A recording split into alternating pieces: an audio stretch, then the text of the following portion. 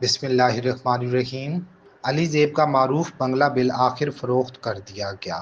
لاہور کے علاقہ گلبرگ میں علی زیب ہاؤس اداکار محمد علی نے بڑے ارمانوں سے بنوایا تھا۔ یہ دو نامور شوبز شخصیات کی محبت کا تاج محل تھا۔ اس کا شمار کبھی لاہور کے دلکش اور مہنگے گھروں میں ہوتا تھا، جس میں بچھا قالین محمد علی کو سعودی حکمران شاہ فیصل کی طرف سے دیا گیا تحفہ تھا۔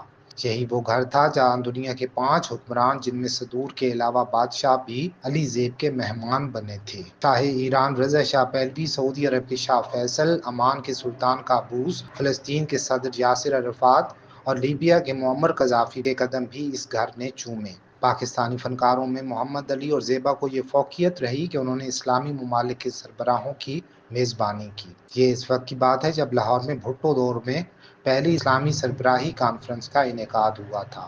دنیا کے تمام مسلم ممالک کے سربراہ پاکستان تشریف لائے۔ یہیں شاہ فیصل نے علی زیب کو قالین کے تحفے کے ساتھ شاہی مہر لگا کر تحریر لکھی کہ جب محمد علی کا انتقال ہو، انہیں جنت البقیع میں دفنانے کی اجازت ہے۔